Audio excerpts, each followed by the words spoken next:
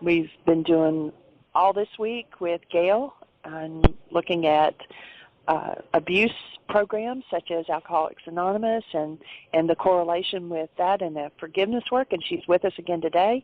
And we're excited to continue with this conversation. And we would love to hear your comments and your questions because that makes this your show. Welcome, Michael. Thank you, dear heart, and welcome, everybody. We're honored that you're here to join us for our conversation about this awesome ancient technology of healing. One of the things I appreciated that Gail shared with us on Monday is that the root of the 12th step program initially came out of a thing called the Oxford Group, which was a group practicing what was understood then to be first century Christianity, not today's, what should I say, stories that passes the original teachings, but actually going back more to the first century and what was actually, for those who heard the words of Yeshua, had the tools of Yeshua, what it took to work through the issues that tend to run people's lives. And, you know, one of the things we return to often is the recognition that perception, which is what informs us to do certain behaviors, is all based in calculations and computations made by the mind. We've been taught that we're looking through a set of windows on the world and we see what's happening out there. And that teaching is an absolute, total, complete, 100% proven scientific fraud. It's just not true. Once you recognize that, then you realize that your mind is always computing based on its content and constructing the world that you see. In fact, there's a CIA website where they have a study of perception, and quote from the CIA and their research on perception: "We do not record what is happening in the world, we construct the world that we see." So recognizing that we construct the world that we see, then you realize that the world you see, that you live in, though we think through our windows we're looking at the same thing, it's not true. We can be standing ostensibly looking at the same world, but the computation your mind makes based on your 1,000 generations of data produces a totally different perceptual world than that which my mind computes based on 1,000 generations of data. Recognizing that, the idea is to bring the perceptual system into the greatest harmony it can have with truth. And what we're speaking of, what we've been talking about all week, is the anonymous systems that have developed over the years to assist people in changing the computations made out of each individual's, we could say, multi-generational database, that 1,000 generations of data. What we know is that if fear or hostility enter into the process, it's been signaled that your computation is incorrect and will not serve your highest and best possibilities. It's a signal that it's time to deconstruct the result of your computations, and deconstructing the result of a perceptual computation made by your mind is called forgiveness. What the Greek culture has taught us is that forgiveness is about letting ourselves or somebody else off the hook for something that we have or have not done, when that has nothing whatsoever to do with forgiveness. Forgiveness is a tool for removing that which is in your mind that is at the root of your pain, for accessing and relieving yourself of the root of that pain. So the deconstruction process, the removal process, is called forgiveness. And as you enter into the process of forgiveness, you become freed from literally the capacity for hostility or fear. There are many systems that have been developed over the eons for teaching people to do that. One that has proven very powerful for those in the most dire of circumstances are the 12-step programs. And again, the root of that goes back to the first century language of Yeshua and the work that we're doing. And I was so delighted when I heard that from you, Gail, the root of the 12-step program. That's not something that I had heard before, because it's right back to here's how the game of life works, and here's how to remove yourself from pain, how to release yourself from what's at the root of all pain.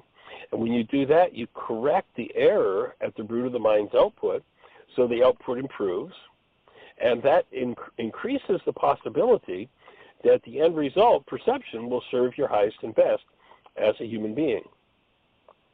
All realities, all perception is based on generations of such computations, and so recognizing that, the possibility for the introduction of error is endless.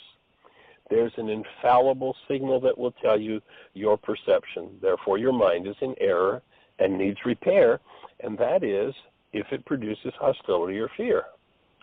So it's in our best interest to deconstruct, that is, forgive, as often as necessary until we arrive at flawless perception, a perception that sparkles with the active presence of love continuously. No matter what's happening in your world, people will say, well, that made me sad, that made me mad, that made me angry, that hurt me. That's all a lie. If I have hurt in my system, now, somebody comes up and punches me in the nose, cancel the thought, that's a little different situation. But short of somebody coming up and punching you in the nose, all hurt, all pain, all trauma is something that comes from that multi-generational database and its activity. When you correct the perceptual system, there's a word, rakma, in Aramaic. That was the word that was used to describe what was required to achieve what was called the first law. And it was have not love for the God neighbor as self, but rather maintain this condition of love in your mind, this condition of rakma in your mind, so that your perception sparkles with the presence of love, even in events that someone would say are very painful events. Once you get to the point where you can do that, then you know you are well along in your process of healing. We mentioned Jonas Salk yesterday, and one of the quotes that I love from Jonas Salk is, he said, and of course he's the inventor of the Salk vaccine, he says, our greatest responsibility is to be good ancestors. How do you be a good ancestor? You do the work of cleaning up your perceptual system so that the one that you pass on to the next generation is clean, it's clear, it's going to give that next generation the best possible chance of really, truly living as a human life. And when you think about it, who makes the great breakthroughs in this world of human endeavor? It's those whose computations that create reality, the output of the mind, are based in truth and love. The rest are mired in insanity. Loveless minds based in hostility or fear. And healing looks like the removal, the forgiveness of what never belonged. So that's what we're here to support. And let's say hello to Gail. We appreciate you being here. We appreciate the input you're giving to us. I was talking to another gentleman who has been doing the work for quite some time now, and shared with him what was happening, and he wasn't able to be in the involved in the shows earlier in the week. He was involved in some meetings, but last night about 11:30, he having been in AA programs for 20 years or more, he texted me and said he was listening to the second hour, and he just was in love with what was happening in the show. So lots of folks are really responding to that, and welcome. Glad that you're here once again. Great. Well, I am very grateful to be a part of all of this and to be invited to contribute the pieces of the puzzle that I have to offer. So that's awesome. Awesome. Honored. Yeah, same here. And that was a great lead. That's what we call, like when somebody speaks for the first, 10, 15 minutes in a meeting, we call those a lead. So that was a great lead, which ties in perfectly with what I was going to bring today. and that was to start looking at what the inventory process and 12-step programs look like versus what it looks like on the sheet. And we've all agreed so far that the sheet, the wake-up sheet, is an inventory in itself, but there is also an inventory within the inventory on the wake-up sheet that is similar to what we do in Alcoholics Anonymous. And I'd like to point out Tell us about also, oh, what did you say? I'm sorry. I was just saying, great, tell us about it. Oh, okay, gotcha. One of the things that I do want to point out is that the way I was taught to do the inventory process comes out of the Big Book of Alcoholics Anonymous. Other 12-step groups have different ways of doing their inventory, and I want to acknowledge that as well. How I've been taught how to do the inventory process is that it's a 14-step or 14-column process, and what is addressed in the inventory process is resentments, fear, sex conduct, and harms done to others. And so there's 4 sheets with that, and also there's a written exercise for the sex inventory part. And I was just going to start with the resentment part. There's four columns that we do, and we do it by column. We go down instead of going across. And in the first column, we write down the name of the people that we have resentments against. And so we write down that list, and we do a lot of prayer before that, ask God to reveal to us who we need to write down, what we need to look at. In the second column, we write down why we're angry at them.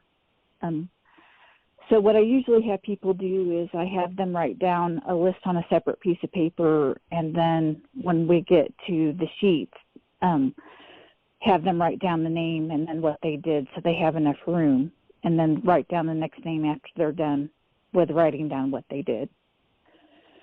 And then the next column, what we look at is what part of self was threatened. And there's seven different parts of self.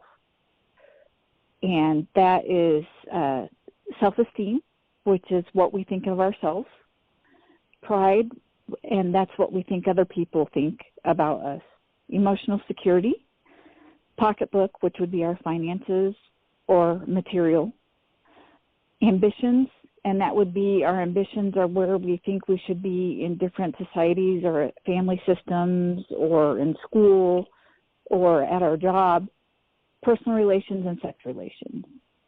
And the thinking here is that if we are God-centered, or as we say in the Aramaic system, if we're able to express ourselves as being love, then what other people do outside of us does not affect us.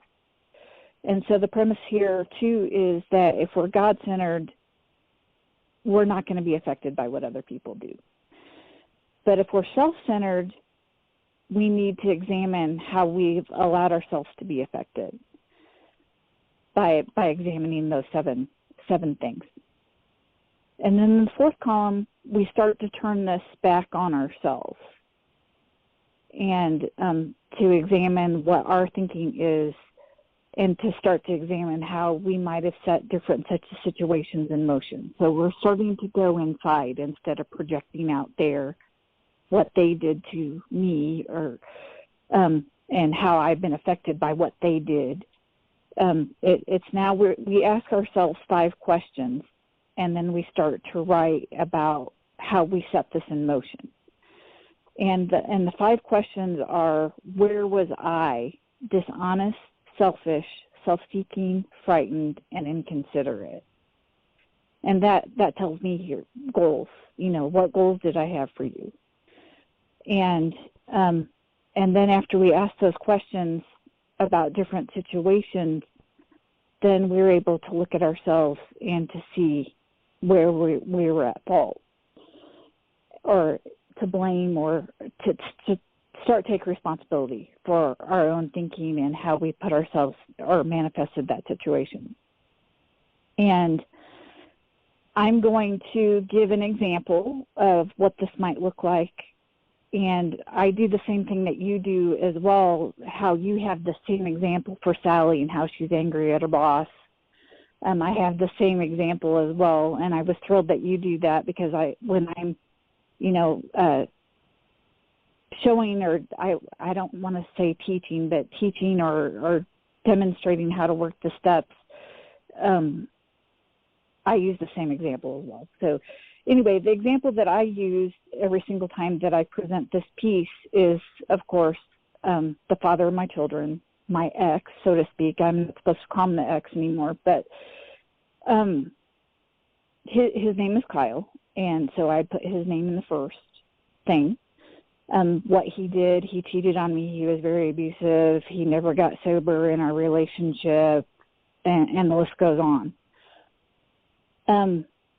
What did he affect? He affected everything. He affected self-esteem, pride, emotional security, pocketbook, ambitions, personal relations, and sex relations for sure. And then when I started to turn this back on me, where was I dishonest, selfish, self-seeking, frightened, and inconsiderate? I could say I was dishonest with him because I wasn't able to be me with him. And so that was one way of being dishonest with him. The way that I was selfish with him is that I did not acknowledge his disease as being a disease. I was selfish because I wanted his 100% attention, and if he couldn't give it to me the way that I wanted it, then I would cheat on him. I would seek that attention someplace else. So that was how I was selfish, is in that way. Self-seeking is still wanting all of his attention. I was very addicted to the father of my children and was very much addicted to the attention that he gave me when he gave it to me in a certain way. And so I was constantly seeking that or trying to get that from him because I wasn't comfortable or had how did you say that the other day, had pain that I was trying to reconcile through our relationship and being addicted to him. Frightened, I was constantly frightened in that relationship, but the primary fear that I entered that relationship in was I didn't feel like I could be me. I felt like I had to be somebody else. So he was in a relationship with the false me, with the real Gail. Please stand up. And I was frightened in all relationships to be the real authentic self because of fear of rejection. What if you really do reject the real me? And then inconsiderate, I was totally and completely inconsiderate of his needs. And the primary thing for me is that I wanted to save him and thinking that if I saved him that he would save me. So and save me back, or he would be so much in love with me that he would not leave. Yeah, and what would saving him look like? Having him behave the way you wanted him to behave? Exactly. He would get clean, he would get sober, he would be this perfect guy, and yeah, exactly. So it was my agenda on saving him. Yeah, of course, the perfect guy would be the guy who does what I want him to do, not necessarily anything to do with him, because in the same way you're talking about I wasn't allowed to be me, notice that I could not allow him to be him. He had to be the perfect guy. And I think that happens so commonly in relationship as a result of our power person experience, that at a very early age, we learn that who we are is not acceptable. And therefore, we try to do an assessment in each situation of who does this person need for me to be in order to, quote unquote, love me, which actually means approve of me. And the lengths that people will go to be approved of are just amazing. And so we give up the true self, and then, of course, having given up the true self long before we met the person we're currently in relationship with, in the non-being state of mind, there's always a desire to blame that person for the fact that I'm still doing what I learned to do probably by the time I was 4. And And when we speak about, somebody hurting us or making us angry or whatever, nobody's ever made it hurt any. Again, short of punching somebody in the nose, nobody's ever hurt anybody or made anybody angry. But if there's anger in there, certainly there's going to be a whole parade of people who can bring it up. And when I move out Absolutely. of the blame game and into taking responsibility, that's when I can start to go, oh, this is mine. I'm going to pull this one out and throw it away by the root, rather than let them off the hook for the fact that it's in there inside of me. And the fact that we list everybody's names that we have, I most definitely, when I did my first inventory, I was able to see, with the aid of a sponsor, when I did my fifth step, was able to see the pattern and was able to trace that back to my father.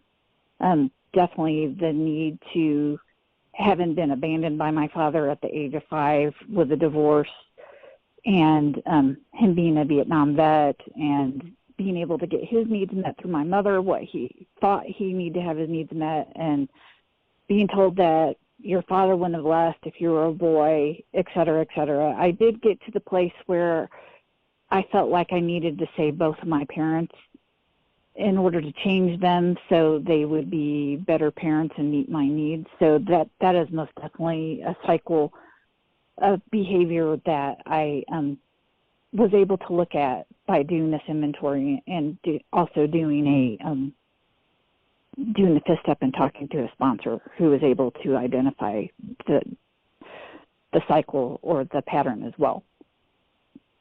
So just to give an example of, go ahead. I was just going to say, it's interesting how deeply we can fool ourselves, and why it's so important to have a sponsor or have someone who will guide us through the process, because the inherent nature of what we call in this work, of course, the non-being mind, is blockage of truth. And everybody's got a story for everything that happens in their world, and their story is usually about somebody else or about themselves, and not in a responsible way, but rather in a blaming way. And so having someone outside of yourself who can flip back to you your words, your thoughts, your behaviors, your patterns is such a big and important step in the process, because that blockage of truth is just so deeply ingrained in each mind. And to move out of, as we said yesterday, the Oxford group and worked with the book of James, and James so clearly says, you've got to stop your denial. I mean, there's the root of the whole recovery program, is stop your denial. There's the root of the forgiveness process. As long as and our definition of denial is when I think or speak as though something outside of me is causing something to happen inside of me, I'm in denial. And the part of me that now I need to contact and heal, I've dissociated from. And all this work is about recovering, recapturing the dissociated parts of the mind and bringing them to love for healing. Agreed. Cool. Go for it. The next part of the inventory process is looking at our fears, and we write down our fears in one column, and then in the second column we write down the same thing, how it has self-reliance instead of God-reliance allowed me to have these areas of my life affected. And same thing, looking at self-esteem, pride, emotional security, pocketbook, ambitions, personal relations, and sex relations. And then the third column with the fear is to examine what it might have looked like if I would have been more God-centered. And for instance, one of my fears that I wrote down is is going to the store. I don't like going to the store, and the big part of me going to the store is being in crowds and not being able to concentrate. The attention deficit disorder, just having so many different stimuli and distractions that I have a difficult time concentrating on what I need to buy and how much I can spend, and so I don't like going. And So I write that down, going to the store, what does it affect? And then I examine if instead of using my survival skills in order to go to the store, if I become more God-centered and start to rely on God to go to the store, what would that look like? And to start to really address the fear, look at it instead of reacting to it. So that is the purpose of Killer Sheet, or that particular area of the inventory that we look at. We also look at the inventory, we also look at fear in the resentment part too, where it asks where were we frightened. And when I did my first inventory, I saw fear all over every single name that I wrote down. There was fear involved in every single place. It also talks about, in the big book of Alcoholics Anonymous, it talks about fear being an all-encompassing thread that I'm not even quoting it right, but it reaches every part of our existence. It touches everything. And I was able to finally, me as an alcoholic that would be willing to jump on a bar stool and start dancing or get into the first fight I could get into, I did not think that I didn't think that I had any fear, and this was very enlightening. The second inventory I did with a sponsor at 2 years of sobriety, I think approaching 3, very much pointed out my fear. And one of my biggest fears, besides going to the store, was fear of being alone. And that fear of being alone and not being able to face myself or be comfortable enough to be alone with myself, always needing that distraction, was very enlightening for me, and that enabled me to get out of that 16-year extremely abusive revolving door relationship that I was in, because my fear of being alone outweighed my fear of getting beat up or what other things were going on in that relationship. That's quite a catch-22. I have a fear of being with people, and I have a fear of being alone. Maybe the truth is I don't have a fear of anything. I just have fear. That's why it's all pervasive, because the fear literally is the filter that we look through. It isn't something we have about this person or that one or that one. It's just a filter that we look through. And I think oftentimes the reason for what's called attention deficit disorder has nothing to do with the disorder, has nothing to do with an error in the brain. It has to do with one who came up in such a threatening environment that in order to feel the least bit safe, they had to be continuously on guard and observing the environment, because they didn't know when they were going to be blindsided. And so when one comes to the point of trust, when one will move into trust that there is an energy field in which we live, move, and have our being, and we can listen to that and trust, then we're going to be informed if there's something to be aware of, and we're going to be informed as to exactly what behavior will have us survive optimally if we can listen to that, rather than the mind, which is constantly looking, darting from place to place to place in order to try to assuage its fear, going to the root of the fear and removing it, and no longer looking through that filter opens a whole different space in us. So, but powerful way to approach it, to come from that inventory. I'd never heard that detailed an aspect of the inventory. That's powerful. That's why I wanted to, that's why I wanted to present it, because a lot of people have a lot of misnomers, and you've said that yourself, of AA, of the steps, of the AA history, where it comes from, and also there's a lot of misconceptions about the inventory process as well. And right, well, carry on. Tell us more. Itself, the next thing that we look at is sex conduct. And because you take self-centered fear and you combine sex conduct with that, and that is most definitely a recipe for disaster. For me, this is the worst way that I could hurt somebody else and hurt myself as well. And once again, we write down, and this takes a little bit different of a turn this isn't so much about what they did to me in a relationship or a sexual context. This is what I did to them. And so we write down who did we hurt, and then and what we did to them. And a lot of the questions for here is, did we provoke jealousy? Did we remain faithful? And so the next thing is that we'd write down is, who did we hurt? How did we hurt them? And then what did it affect again? What part of self? Why were we justifying doing what we did in this arena? And once again, the same questions of what was affected is self-esteem, pride, emotional security, pocketbook, ambition, personal relations, and sex relations. And then I'm going to back up for a second. Every step has a prayer and a promise. And what I mean by that is that there's a prayer to proceed, and there's also promises that after we do this, that this is what we're going to receive after we do this. And there is a third step prayer that we do, and there are also 4 step prayers.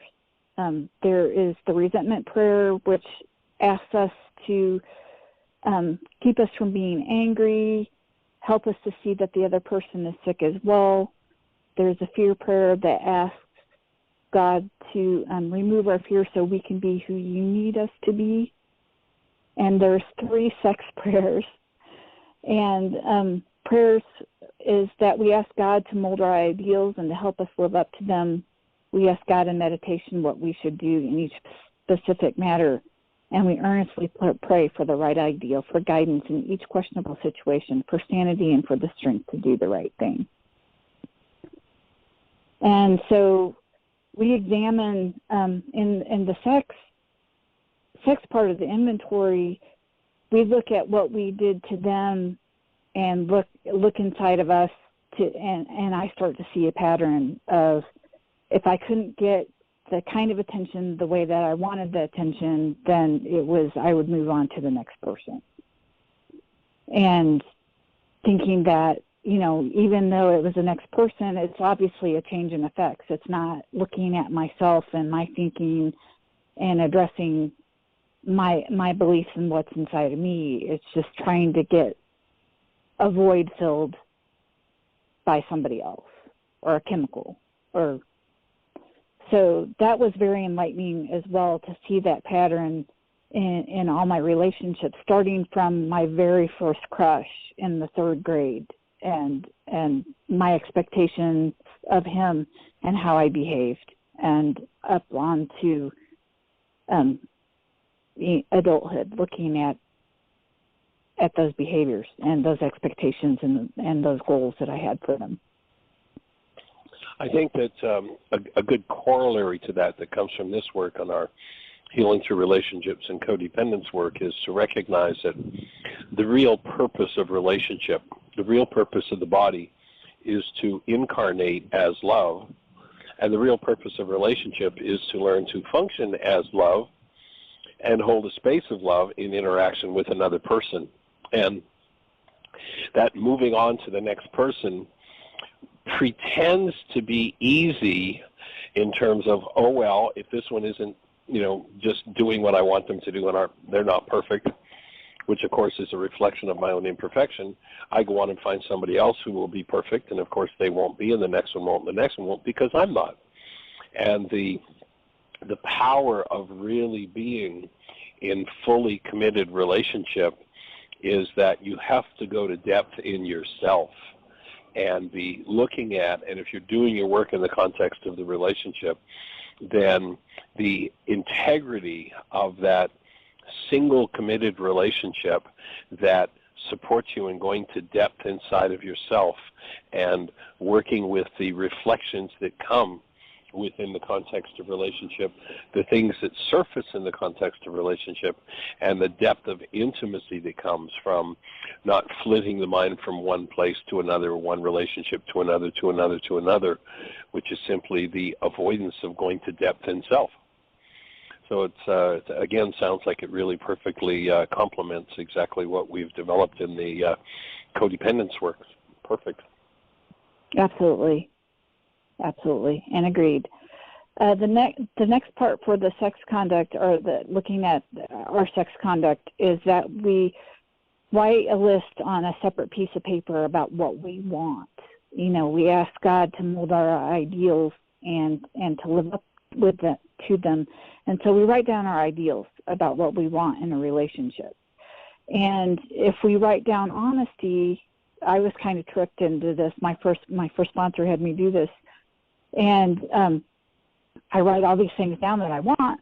And, I want honesty, I want loyalty, I want somebody that is trustworthy, I want somebody that I can laugh and have fun with, and want somebody that works the steps and is in the program and is committed to their recovery. And as soon as I wrote those all down and shared them with her, she's like, well, you have to be these too.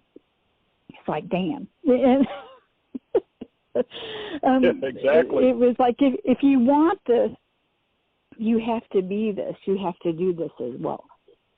Well, and the truth is that bringing something up for you? Yeah, I'm coughing. The truth is, the only place you can get it is inside yourself. Nobody else can give Absolutely. it to you. Someone else can support you in having it inside yourself. And as you give it as a gift, you get to receive it. And as they give it as a gift, they get to receive it. And that's the power of working in a relationship. It's so awesome. Yeah, it is. I loved it. At first it was like, and then I was like, okay, I get this. So if I want it, I need to do it. Great. And this was an exercise that I brought forth when I was a substance abuse counselor in the prison. I did this with the guys as well. And it was great. It was great for them to start to examine that for themselves. The last part that we do in the inventory process is that we look at harms done to others. And this is people or places or things that we don't have a resentment attached to, we don't necessarily have a fear attached to, and we don't have sexual contact. None of that. It's just random acts of harm that we might have just done either in an inebriated state or in a very selfish state of mind. That would be like, bitching out the Walmart checker because she just wasn't going fast enough, and or running down somebody that's trying to cross the street, or just being very, flipping off somebody at a four-way stop, or just that kind of, being inconsiderate and being extremely selfish, and it being all about me and acting out to those people, because guilt, shame, and remorse also blocks us off from God. So being able to list those people that we have harmed, that we don't have the other things attached to, is helpful as well. And another way to say that from the context of the why is this happening to me again work would be, I need to start to look at all the places in my life where I have given up my human life in order to behave in a way other than human. And that becomes the reflection that shows me in order to flip somebody off of the four-way, I had to give up love in myself. Why would I do that to myself? Well, I don't deserve it. I don't have it. I've never had it. I can never be it. Whatever that whole story is about. And then once again, of course, back to the forgiveness process, the reality management wake-up sheet, to start to remove the dynamics that take me out of the presence of love. So that inventory, too, is another very powerful reflection. Agreed. So we'll go on to step 5. 5 is we admitted to ourselves and to another human being the exact nature of our wrongs. Wait, did I say that all? We admit to God, to ourselves, and to another human being. And what I see in the wake-up sheet, the forming of the goal for me and the canceling of the goal for me would be similar for me in the 4th column of the 4th step, starting to examine the goals that I have for other people, and starting to canceling those goals for other people I see as that being the interwoven part of the fourth step. And the fourth step being, I don't think I've said it out loud, we made a searching and fearless moral inventory of ourselves. And that means, by looking up all the words, is that we are on a fact-finding and fact-facing proposition or mission. We're just looking at the facts of our behavior and our thinking. And so to get down to the fifth step is, they talk about in the big book, basically just go find anybody to talk about this with. Now they're saying it's better to do it with a sponsor so a sponsor can get to know you. And it is most definitely a skill set to listen to a fifth step. Instead of allowing somebody to get into the what they did to me, it's a time to get the mirror out and have them look in the mirror. And I was thrilled with your talk about mirrors as well. You know, the timing of being John the Baptist, either put the mirror up there or to duck. We use mirrors as well, and the sponsor is a perfect person, if they have the skill set, to get that mirror up there and to gently point out our character defects and how we've set our circumstances in motion that have put us in the position that we've put ourselves in to be hurt. And there's three parts to that: talking to God, talking to ourselves, admitting to God, admitting to ourselves, and to another human being. I see the admittance to God and admittance to self in this, I invite in Ruka Dakucha to incline me towards healing, and what happens in 5B to be a part of that fifth step, because it's most definitely, we're inviting in Ruka to show us these things, or admitting to her to have them removed, but also we're talking to ourselves as well. And then when I process with you, or I process with Jeanie, or if I'm at an intensive and we're in the back room with me and Susan are in the back room processing, that's when we talk to another human being about what we've discovered in doing the wake-up sheet. So those are my thoughts there.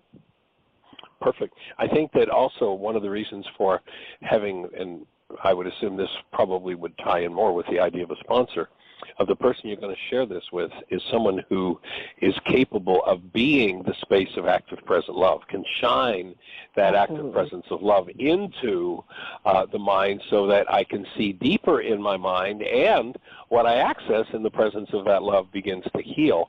I don't need to be sharing my deepest, bearing my deepest soul secrets to somebody who's going to go puke it around the neighborhood and or is going to throw it back in my face in a way that that doesn't support healing. So that's powerful. And I just realized that I got a text from Jeanie saying that Magda had her hand up. Let's check and see if Magda still has her hand up, if she's got a thought for us. Yes. Magda? Magda, you're on. Hi. Hi, everybody. Hey there, young lady. Hi. I do have a question for you. Yesterday you were talking a little bit about responsibility communication, and I know you said you're going to go into that a little bit more on Monday. However, I have a question for you today, because I'm going to be working with Scott in a little while doing some role-playing with responsibility communication. And I realize that I need more clarification for step number 4, if you would be willing to depart from the conversation you're having now and explain that quickly, and then I'll get off the line and let you go back to what you're doing. Do you have a specific refinement, specific question about it, Magda? Yes. I thought that I've heard you recently say, when you've explained this to new people, that in number 4, when you say what I want, that in some way that could be a request, like what I want from you, other than support, is to do this or that or that. And no. That not being problem solving, not about I need you to change this way, but I'm a little bit more confused than I thought I was before. Okay. Excuse the siren going by. I'm sitting outside the car, but step 4 there, the request is is always related to the support I'm looking for, the input I'm looking for healing. So it's not a request I'm going to make of you that you do something or don't do something. It would always be, you know, I've laid out a scenario. I've acknowledged that I have a problem. I have an issue that I'd like support and healing. And then a step 4 is, do you have any ideas that will support me in my healing process? That's the strict meaning of that step. It doesn't go outside of that realm. What, you know, it might be, you know, your suggestion might be, let's do a worksheet together, let's breathe, let's do the commitment, let's do, you know, a codependent sheet, so that Michael, would be what that one's about. I think that's number 5. Do you have any ideas with number 5? Okay, I understood you to say that what you're asking for. Number 5. I don't have the sheet in front of me, yeah, but how is that's it why I was different asking from number 5? for Maybe that's what I need to ask. Because in number 5 it says, do you have any ideas? Right. And so I guess I'm not sure what number 4 is. Is it to set the person up for number 5? That I want your support in helping me to heal this? And then number 5, do you have any ideas? Well, I'm not sure where you're going with the question. Was that you were asking something of them? That's why I was asking for clarification. Oh, okay. Yeah, I thought that recently, sometime during the summer, I heard you referring to step 4, what I want, and that is where you could request something of the other person, and that was the first time I heard it. So did I miss here? Yeah. What I want is support in my healing.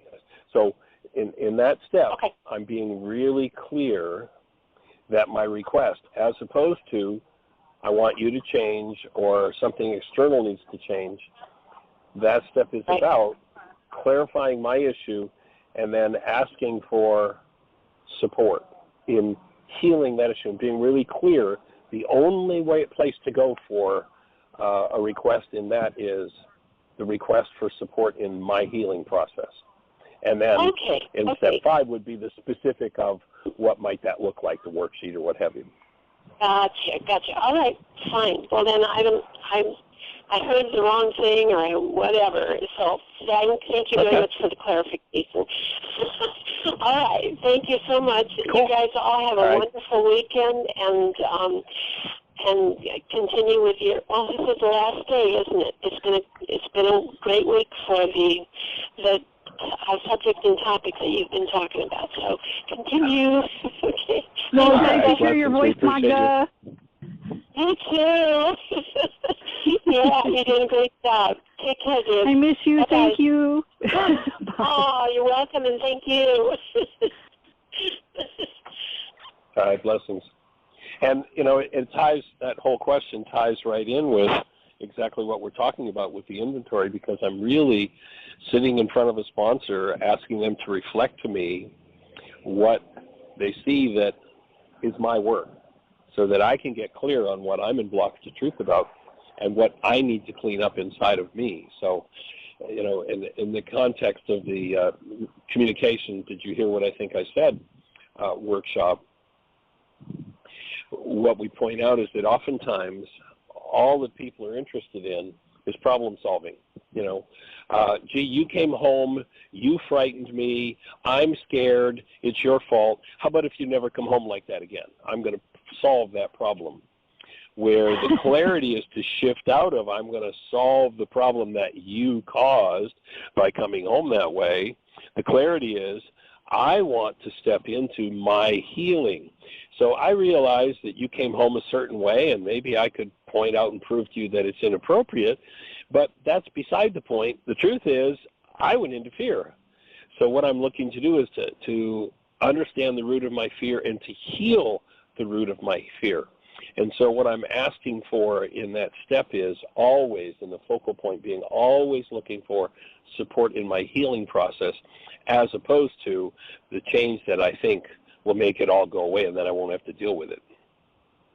Absolutely. So it fits very well with this right here at this juncture with the inventory and And having that person in front of me that can really, truly, having done their work, hold the space for me to go through that piece of my work. It's pretty awesome. And they share, and I share when I listen to Fifth Steps, I share my experience as well. I don't become an expert on this. I share my experience because we have the same experiences and how that went and what I did in order to, make that better for myself. So, yeah, absolutely. Yeah. And the confidentiality is most definitely very, very, very important. Yes. This is a very, all the steps are very sacred, but this is a very sacred step to maintain that confidence of somebody else's and, basically die with that information. To me, also, one of the things that really makes someone highly skilled at listening to that fifth step is the ability to really listen to people's words and reflect those words back to them. If we know how to listen, people will always tell us exactly what the core problem is. We don't have to figure it out. We just need to listen to their words. It's encoded in those words. And if we know how to listen and reflect those back, if someone's in the denial process in the middle of it, and they say, well, and this person was just so snotty and no, it's like, okay, so let's go back to now. When have you been snotty? Tell me about that. and just, bingo, there it is. There it is. Yes, yes. Yeah. And that goes back to the first century. You go back to Romans where they say, beware you who judge another, or that in which you judge another. You have been guilty of practicing. Absolutely. How could they say that? Because you got to have the brain cells before you can see it. As it's said popularly, I think, in the 12-step programs, if you spot it, you got it. Yes, absolutely. Yeah, can't see it without the brain cells. It's a bummer, isn't it?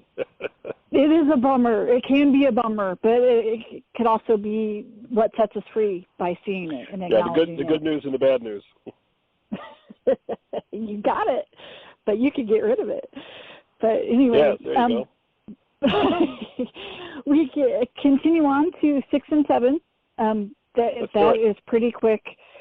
And I just want to point out that 6 and 7 and 8 and 9 are coupling steps. 6 and 7 go together, 8 and 9 go together. And 6 and 7 would be, and I wanted to say it perfectly, but I don't have my page open, is that we, in step 6, we are entirely ready to have God remove all these defects of character. And then step 7 is we humbly asked him to remove our shortcomings. And the reason why I call them coupling steps is in step 6, we become willing, and in step 7, we do. Same thing for 8 and 9. And 8, we become willing to make amends to them all. And then in step 9, we make amends. And the words character defects and shortcomings, a lot of people didn't know what these were. And I was listening for the longest time. I was listening to Joe and Charlie, who are circuit speakers for Alcoholics Anonymous. They said that they didn't know what they meant either. And then they finally went back to a relative of the lady that Bill Wilson was doing dictation to write the manuscript for the big book. And she said that they're errors in thought, they're thinking errors. One of the little quirks that Bill Wilson had is that he took a night course after he fought in World War I, and he came home, obviously a veteran, at a very young age, and he started to go to night school. And when he went to night school and took his English class or his composition class, his teacher told him that he was an idiot because he repeated too many words. So what he does in the big book of Alcoholics Anonymous, and a lot of people curse him, is that he uses all different kind of words. He most definitely got his thesaurus out and changed all the words up. And so basically character defects and shortcomings are the same. And that they're thoughts in error, or errors in thought, and we ask God to remove these because we can't work on them. If we start to work on them, then it's basically ego, or working on ego, or self working on self, or what Albert Einstein says, that the mind that caused the problem can't solve it. It would be working on our character defects is trying to maintain that same mind. So asking them to have them removed is what we do in 6 and 7. Become willing and then do it. And there is a prayer. There is a question in step 6, and the question in step 6 is, are we ready to let go of what we have found is objectionable? So we see our character defects in the 4th column in the resentment part of the 4th step. We talk about them in step 5, and then we get to the place we ask ourselves, are we ready to let go of these? And I ask myself this every day: am I ready to let go of everything that I find that is objectionable? And it's usually a resounding hell yeah. The only thing that I want to hang on to is my sarcasm. I like it. But the rest of the character defects, I am willing to let go of. And then there. So let me throw a thought in here. Okay. I'd offer the reason why so many people utilize sarcasm is because it's one of the most powerful non-substance drugs that there is. Oh, it's a drug. Sarcasm is our culture's socially acceptable way of expressing otherwise unexpressible rage. And rage is the deepest level of hostility as a drug that there is. So when one can come up with that cutting remark, it's very much tied to a deep sense of rage that, as it shows up in the structure chemically, is a very powerful anesthetic. And the clock just told me that we're down to about 60 seconds.